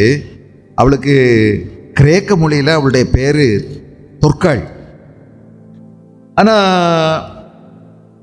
அவளுக்கு பேர் தபித்தா எழுதியிருக்குது. 36ஆவது வசனம் 9ஆம் அதிகாரம் அப்போஸ்தலர் 9:36. யோப்பா பட்டணத்திலே கிரேக்கு பாஷையிலே தொற்காள் என்று அர்த்தம் கொள்ளும் தபித்தா அப்படிங்கிற ஒரு பெண்ணு இயேசுநாதருக்கு பிரியமான ஒரு வாழ்க்கை வாழ்ந்திருக்கா. அவளுக்கு பேர் சீஷி என்று சொல்லப்பட்டிருக்கிறது. சீஷன் என்று நிறைய பேரை சொல்லியிருக்கும் போது அபூர்வமாக சொல்லப்பட்ட ஒரு வார்த்தை சீஷி, பெண்கள். இப்படி இந்த வார்த்தை நிறைய பேருக்கு சொல்லலை. பாருங்க, இந்த பெண்ணு என்ன அழகா யோப்பா பட்டணத்தில் இயேசுவை நேரடியாக பார்க்கலாம். ஆனால் இயேசுக்கு மரித்து உயிரோடு எழுந்ததெல்லாம் நிறைய கேள்விப்பட்டிருக்கா. சமீபத்தில் தான் அந்த நிகழ்ச்சியெல்லாம் நடந்திருக்குது. இயேசுவை சொந்த ரட்சகராக ஏற்றுக்கொண்டிருக்கிறா. ஒருவேளை இவ இந்த பெந்தைக்கோஸ்தே பண்டிகைக்கு வந்த இடத்துல இயேசுவை சொந்த ரட்சகராக ஏற்றுக்கொண்டாலோ தெரியலை. அவ்வளவு நெருக்கமாக, ரொம்ப கஷ்டப்பட்டவா, ஆனால் நெருக்கமாக ஆண்டவரை பின்பற்றி இருக்கிறா. அவளுக்கு பேர் சீஷி. அவள் இயேசுவனுடைய சீஷி. அவள் நற்கிரியைகளையும் தர்மங்களையும் மிகுதியாய் செய்து கொண்டு வந்தாள். நிறைய நற்கிரியைகளை தர்மங்களை நிறைய செஞ்சுருக்காங்க. நிறைய நன்மை செஞ்சுருக்காங்க. நன்மைங்கிறது நிறைய இருக்கு. வாயினால், வாழ்க்கையினால், நமக்கு இருக்கக்கூடிய பொருட்கள்னால, நம்முடைய நேரத்தில் நிறைய நன்மை செய்யலாமே. அந்நாட்களில் அவள் வியாதிப்பட்டு மரணம் அடைந்தாள். இந்த சீஷிக்கும் வியாதி வருமா? ஆமாம், சீஷிக்கு வியாதி வந்துருச்சு. சீஷர்கள்லாம் வியாதிப்படவே கூடாது, விசுவாசம் இருந்தால் உனக்கு வியாதி வராதுன்னு சொல்லி ஒரு கூட்டம் பேசுதே. இந்த சீஷி அவர் ரொம்ப தேவனுக்கு பிரியமாக நடந்திருக்கிறா. அவளுக்கு வியாதி வந்துருச்சு. வியாதி நம்முடைய விசுவாச குறைபாட்டினுடைய அடையாளம் அல்ல. எப்போதும் அவளை குளிப்பாட்டி மேல் வீட்டில் கடத்தி வச்சுட்டாங்க. யோப்பா பட்டணத்துக்கு நம்ம பேதுரு வந்திருக்கிறாருன்னு சொல்லி கேள்விப்பட்டு கொஞ்சம் பேர் அவர்கிட்ட போய், ஐயா உங்களுக்கு தெரியுமா, ஒரு அம்மா எங்கள் ஊரில் திடீர்னு இறந்து போயிட்டாங்க. ரொம்ப நல்லவங்க, ஆண்டவர் ரொம்ப நேசிக்கிறவங்க, அவங்க மாதிரி யாருமே இல்லைங்க. அப்படி இயேசுவை நாங்கள் அவங்களில் தான் பார்த்துருக்குறோம் அப்படின்னு சொல்ல அவர் தயவுசெய்து வந்து ஜெபம் பண்ணுங்க, அவள் இருக்கிறது எங்களுக்கு நல்லது. எத்தனை தடவை இவன் போயிட்டா நல்லதுன்னு சொல்லி எல்லாரும் ரொம்ப சந்தோஷப்படும் போது இந்த அம்மா இருக்கணும்னு சொல்லி ஆசைப்பட்டு போய் ஜெபம் பண்ண பேதுருவை கூட்டு வந்தாங்க. பேதுரு எழுந்து அவருடனே கூட போனான். அவன் போய் சேர்ந்த பொழுது அவர்கள் அவனை மேல் வீட்டுக்கு அழைத்து கொண்டு போனார்கள். அப்பொழுது விதவைகள் எல்லாரும் அழுது. யார் அழுது? இந்த அம்மா என்னமோ தெரிலங்க, உங்களுக்கு பெத்த பிள்ளை இல்லை, புருஷன் இல்லை, உறவினர்கள் இல்லை, விதவைகள் எல்லாரும் அழுது தொற்கால் தங்களுடனே கூட இருக்கையில் செய்திருந்த அங்கிகளையும் வஸ்திரங்களையும் காண்பித்து அவளை சூழ்ந்து நின்றார்கள். நீங்கள் கொடுக்குறது பரலோகத்தில் அப்படியே ஃபோட்டோ எடுத்து வச்சிடுறாங்களா போல இருக்க. ஒரு நாள் அதெல்லாம் காமிச்ச ஆண்டவர் இதுக்கெல்லாம் தனித்தனியாக உங்களுக்கு ப்ரைஸ் கொடுப்பார் போல தெரியுது. நீங்கள் வாங்கி கொடுத்ததெல்லாம் இங்கே இத்து போச்சு, சாப்பிட்டு முடிச்சிட்டாங்க, செலவழிச்சிட்டாங்க. ஆனால் பரலோகத்தில் கணக்கு இருக்கு, எல்லாம் காமிச்சாங்க. பாருங்கள், இந்த சட்டை அந்த அம்மா கொடுத்தது தான், இந்த சேலை இந்த அம்மா வாங்கி கொடுத்தது தான், இது அவங்க தாங்க எங்களுக்கு தச்சு கொடுத்தாங்க, என் பிள்ளைக்கு இந்த துணி அவங்க தாங்க போட்டு கொடுத்தாங்க. அன்றைக்கெல்லாம் துணிமணிக்கு ரொம்ப ரொம்ப கஷ்டங்க. ஆனால் இந்த அம்மா இது செஞ்சுருக்குது. பேதுரு எல்லாரையும் வெளியே போக சொல்லி முழங்கால் பண்ணிட்டு ஜெபம் பண்ணி பிரேதத்தின் புறமாய் திரும்பி தபித்தாலே எழுந்துரு என்றாள். அப்பொழுது அவள் தன் கண்களை திறந்து பேதுருவை பார்த்து உட்கார்ந்தாள். அவன் அவளுக்கு கை கொடுத்து அவளை எழுந்திருக்க பண்ணி பரிசுத்தவான்களையும் விதவைகளையும் அழைத்து அவளை உயிருள்ளவளாக அவளுக்கு முன் நிறுத்தினான். வாரி இறைத்தான், ஏழைகளுக்கு கொடுத்தான். அவனுடைய மேன்மை நிறைய பேருக்கு முன்னாடி பெருகுது அப்படின்னு சொல்லியிருக்கு. அள்ளி அரைச்சிருக்காங்க. ஏழைகளுக்கு கொடுத்தான். அவனுடைய கனம் என்றென்றைக்கும் நிற்கும். இந்த ஒரு மனுஷி இந்த பூமியில் நீங்கள் விட்டுட்டு போகிறது எது? சண்டை போட்டு சச்சரவு போட்டு குரூப்பான மோதி முட்டி மோதி எப்போ பார்த்தாலும் அடுத்த வீட்டுக்கு மூஞ்சை அப்படியே கல்லு மாதிரி ஆக்கி, அதை என்னென்னமோ காப்பி பானை மாதிரி ஆக்கி நீண்டு வடியை விட்டு தொங்க விட்டு இதையே விட்டுட்டு போவீங்க. ஏங்க, நல்லதை விட்டுட்டு போங்க. உங்களை காமிச்சு நிறைய பேர் பிறகு நினைச்சு அழுவாங்க. அன்பை விட்டுட்டு போங்க, மன்னிப்பை விட்டுட்டு போங்க, சகோதர சிநேகத்தை விட்டுட்டு போங்க. இல்லை, சகோதர சிநேகம்ங்கிறது தான் மனிதநேயம். விட்டுட்டு போங்க, இதெல்லாம் விட்டுட்டு போங்க. ஏழைக்கு இறங்குகிறவன் கர்த்தருக்கு கடன் கொடுக்குறானே, என்ன அழகு. பைபிளில் லோபின்னு போட்டிருக்குது, கஞ்சன்னு போட்டிருக்குது, பிசினித்தனம்னு போட்டிருக்குது. இல்லை, இதெல்லாம் யோசித்து பார்த்தீங்களா? நேரம் இல்லையே நமக்கு, இதெல்லாம் யோசிங்க. ஏசாயா தீர்க்கதரிசியின் புஸ்தகம் 57வது அதிகாரத்தில் உபவாசம்னா என்ன அப்படின்னு சொல்கிறார். ஏசாயா 57, ஏசாயா 58 அங்கே நிறைய எழுதியிருக்கு பாருங்க. எது உபவாசம்? 6வது வசனம், அக்கிரமத்தின் கட்டுகளை அவிழ்க்கிறதும் நுகத்தடியின் பிணையல்களை நெகிழ்க்கிறதும் நெருக்கப்பட்டிருக்கிறவர்களை விடுதலையாக்குறதும் சகல நுகத்தடிகளையும் உடைத்து போடுகிறதும். பசி உள்ளவனுக்கு உன் ஆகாரத்தை பகிர்ந்து கொடுக்கிறதும், துரத்துண்ட சிறுமையானவர்களை வீட்டிலே சேர்த்து கொள்ளுகிறதும். நீங்க கவனமா தான் சேர்த்து கொள்ளணும். அதுல நிறைய நீங்க காஷன் நீங்க எடுத்துக்கணும். எச்சரிக்கையாக இருக்கவும் செய்யணும். அதை வேண்டான்னு சொல்லலை. நீங்கள் எச்சரிக்கை இல்லாமல் நிறைய வீணா வம்புகளில் சிக்கிடக்கூடாது. எச்சரிக்கையாக இருக்கணும். ஆனால் அதே நேரத்தில் இரக்கம் உள்ளவர்களாக இருக்க வேண்டும். வஸ்திரம் இல்லாதவனை கண்டால் அவனுக்கு வஸ்திரம் கொடு. உன் மாம்சமானவனுக்கு உன்னை ஒழிக்காமல் இருக்கிறதும் அல்லவோ உனக்கு உகந்த உபவாசம், எனக்கு உகந்த உபவாசம். அப்பொழுது என்ன நடக்கும்? விடியற்கால விழிப்பை போல உன் வெளிச்சம் எழும்பி உன் சுகவாழ்வு சீக்கிரத்தை துளித்து உன் நீதி எனக்கு முன்னால் செல்லும். கர்த்தருடைய மகிமை உன்னை பின்னாலே காக்கும். உன் நீதி உனக்கு முன்னாலே செல்லும். ஹலோ, உன் நீதி உனக்கு முன்னாலே செல்லும். உன் நீதி, நீ செய்த நன்மை உனக்கு முன்னாலே செல்லும். கர்த்தருடைய மகிமை உன்னை பின்னாலே காக்கும். எவ்வளோ ஆச்சரியமான வார்த்தை. அப்போ நீ கூப்பிடுவ, கர்த்தர் மறு உத்தரவு கொடுப்பார். எப்போ? இதெல்லாம் செய்தால், இதெல்லாம் செய்யும் போது, ஏழையினுடைய சத்தத்துக்கு, அவனுடைய உணர்வுக்கு நீ மதிப்பு கொடுக்கும்போது உன்னுடைய உணர்வுக்கும் கர்த்தர் மதிப்பு கொடுப்பார். அப்பொழுது நீ கூப்பிடுவாய், அவர் மறு உத்தரவு கொடுப்பார். நீ சத்தமிடுவாய், இதோ நான் இருக்கிறேன் என்று சொல்வார். நுகத்தடி, விரல் நீட்டல், நிபச்சொல் உன் நடுவில் இருந்து நீக்கு. அடுத்தவங்களை குற்றப்படுத்துறது, அடுத்தவங்க பொறாமை பண்ணுறது, அடுத்தவங்க மேலே புரணி பேசுறது, அடுத்தவங்க மேலே ஏதாகலும் அள்ளி விடுறது, வதந்திகளை பரப்புறது விட்டுரு. பசி உள்ளவண்டத்தில் உன் ஆத்துமாவை சாய்த்து சிறுமைப்பட்ட ஆத்துமாவை திருப்தியாக்கினால் அப்பொழுது இருளில் உன் வெளிச்சம் உதித்து உன் அந்தகார மத்தியானத்தை போலாகும். கர்த்தர் உன்னை நித்தம் நடத்துவார். எங்க இதெல்லாம் நம்ம செய்யாதனால நிறைய நேரம் நம்ம இருட்டில் நடக்கிறோம் போல தெரியுது. ஆண்டவருடைய வார்த்தை திரும்ப திரும்ப சொல்லுது, நம்ம தவறி விட்டு விடுகின்ற ஒரு பாவம் நன்மை செய்வது. அநேகருக்கு நம்ம செய்யணும். உங்க இருக்கிறது, உங்கள்கிட்ட என்ன இருக்குதோ அதிலிருந்து கொடுங்க. சின்ன குழந்தைகளுக்கு கூட சொல்லிக் கொடுங்க. கர்த்தருக்கு கொடுக்கணும்னு சொல்லிக் கொடுங்க. சேர்த்து வைக்கணும்னு சொல்லிக் கொடுங்க. எளியவர்களுக்கு கொடுக்கணும்னு சொல்லிக் கொடுங்க.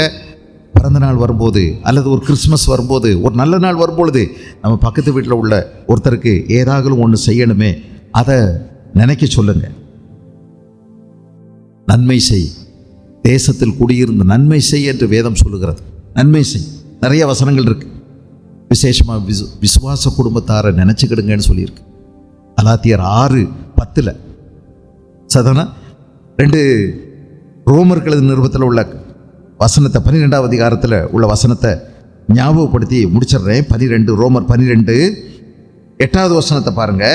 புத்தி சொல்லுகிறவன் புத்தி சொல்லுகிறதிலும் தரித்திருக்க கடவன், பகிர்ந்து கொடுக்கிறவன் வஞ்சனை இல்லாமல் கொடுக்க கடவன், முதலாளியானவன் ஜாக்கிரதையா இருக்க கடவன். யாருக்கு கொடுக்கணும் அப்படின்னு சேர்த்து நீயா வச்சுக்கிடக்கூடாது. அது ஜாக்கிரதையா, எச்சரிக்கையா இரு. எல்லாத்தையும் நீயா கட்டி வச்சுக்கிடாத. கொடு. இரக்கம் செய்கிறவன் உற்சாகத்துடனே செய்ய கடவன். உற்சாகத்தோட செய்.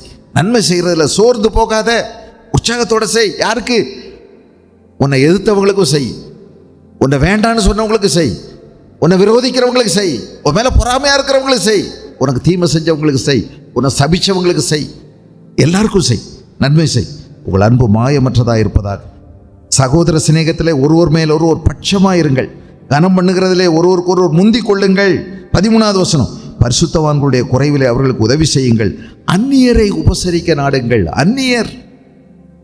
இயேசு கிறிஸ்துவிடத்தில் ஒருத்தன் கேட்டேன், எனக்கு பிறன் யார், எனக்கு சொந்தக்காரன் யார், யாருக்கு நான் உதவி செய்யணும், கரெக்டாக சொல்லுங்கள். எனக்கு உதவி செய்யணும். ஆனால் எனக்கு சொந்தக்காரன்னு சொன்னீங்களே, அது யாருன்னு சொல்லுங்கள். அப்போ இயேசுநாதர் சொல்லிப்பார், உன் கூட பிறந்தவன், உங்கள் அப்பா, உங்கள் அம்மா, உன் மச்சரே, உன் மாமன், உன் பிள்ளை, அதுதான் உனக்கு பிறன் அப்படின்னு சொல்லுவாருன்னு இவன் நினச்சா, இயேசுநாதர் என்ன சொல்லிட்டாரு? ஒருத்தன் எருசலேமிலிருந்து எரிவோ பார்த்து போனான். போகிற வழியில் கள்ளர் கையில் ஆகப்பட்டான். அவன்கிட்ட இருந்ததெல்லாம் பிடுங்கிட்டு குற்றூராக அவனை அடித்து காயப்படுத்தி போட்டு ஓடிட்டானுங்க. வந்தாரே நம்ம ஒருத்தர் போதகர் வந்தார். போதகர் ஐயா முதல்ல ஆசாரியன் வந்தான், அவசரம்னு சொல்லி போட்டார். லேவியர் ஒருத்தர் வந்தார், அவருக்கும் வேலை டியூட்டி அதிகம். இப்போல்லாம் இவனை பிடிச்சி தூக்குனா அழுக்காயிடும் உடம்பு, அவனு விட்டுட்டு போயிட்டான். இன்னொருத்தன் வந்தான், இவன் யார், அனத்திர சத்தம் கேட்டுது, எட்டி போய் பார்த்தா கீழ் ஜாதி பயலேன்னு சொல்லி பேசினவே. இவர் உயர் ஜாதிக்காரர் தான் அடிபட்டு கிடக்கிறாரு. வந்தவன் கீழ் ஜாதிக்காரே. சமாரியன் அள்ளி அணைச்சான் பாருங்க. குடிக்கிறதுக்கு வச்சிருந்த தண்ணி இல்லை, திராட்சை ரசம் கழுவுனா, விற்க வச்சிருந்த எண்ணெயை போட்டு பூசுனா, தன்னுடைய வாகனம் கழுத மேலே ஏற்றி அவனை படுக்க வச்சு, இவன் படுப்பானா, இருப்பானா, உருள்வானா, பிறழுவானா, இவன் அனத்திட்டு கிடக்கிற இவனை எப்படியெல்லாம் பிடிச்சா கழுத மேலே வச்சிருக்க முடியும் பாருங்க. அத்தனை சிரமத்தையும் எடுத்து கொண்டு போய் ஆஸ்பத்திரியில் கிளினிக்கில் கொண்டு போய் சேர்த்து, எப்படியாவது இவனை பாருங்குங்க அப்படின்னு சொல்லி கொஞ்சம் காசு கொடுத்து, இதுக்கு மேலே ஆச்சுன்னா நல்லா கவனிங்க, நல்ல ஊசி போடுங்க, நல்ல மருந்து கொடுங்க, திரும்பி வரும்போது நான் தர்றேன் அப்படின்னு சொல்லிட்டு போகிறான். பிறன் யார்? முன்பின் தெரியாதவன், கீழ் ஜாதின்னு பேசினவன், கெட்ட வார்த்தையில் திட்டினவன், என்ன முன்ன ஒரு நாளுமே பார்க்குறேன், என் சொந்தம் இல்லை, என் சொந்தக்காரன் எவனுமே இல்லை. பிறன் யார்? எனக்கு சொந்தக்காரன் யார்? யாருக்கு நான் உதவி செய்யணும்? சொந்தக்காரனுக்கா? எல்லாருமே என் சொந்தக்காரங்க. அடிபட்டு கிடக்கிறவன் எல்லாம், தேவையில் இருக்கிறவன் எல்லாம் என் சகோதரே, என் சிநேகிதன், என் சொந்தக்காரன். ரோட்டில் ஒரு நாள் ஒரு பையன் அடிபட்டுனாங்க. ஐயோ இப்படி பையன் அடிபட்டானே, தலையிலேருந்து ரத்தம் ஒழுகுதேன்னு எல்லாரும் பார்த்துட்டு நிற்கும் போது ஒரு அம்மா எதுக்கு இருந்து ஓடி வந்துச்சு. ஐயோ என் மகனே அப்படின்னு சொல்லிட்டு ஒரு அம்மா வந்துருச்சு. பதறி அடித்து ஓடி வந்து அள்ளி தூக்கிருச்சு. அப்படியே சேலையெல்லாம் ரத்தம். அவசர அவசரமாக கூப்பிட்டாங்க, ஆட்டோவை கூப்பிட்டாங்க. ஒன்றும் இல்லை, எப்படியோ அங்கே ஒரு வண்டியை பிடிச்சி அங்கே நின்றவங்களும் உதவி செஞ்சாங்க.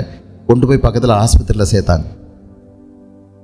ஆஸ்பத்திரியில் சேர்த்து அவசர பிரிவில் கொண்டு போனால் டாக்டர் பார்த்துட்டு அவசரமாக உயிர் காக்கிறதுக்கு சில மருந்து வேணும்னு சொல்லி எழுதி கொடுத்தாங்க.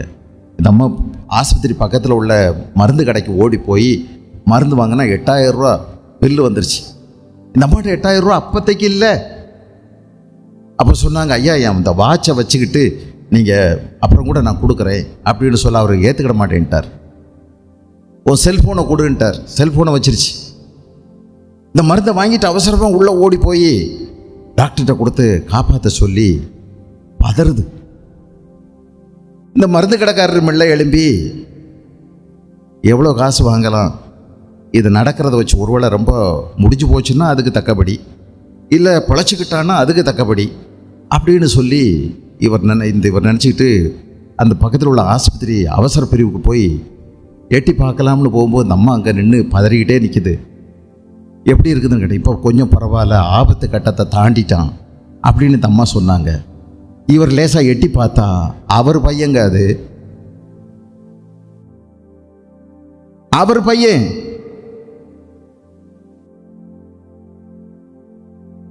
பதறிட்டார். நம்ம காலை கட்டி பிடிச்சிக்கிட்டார். என் பையனை நீ எதுக்கு இப்படி செஞ்ச? நான் உன்ட்ட இப்படியெல்லாம் நடந்துக்கிட்டேனே. பாருங்க, என்ன மனிதநேயம்!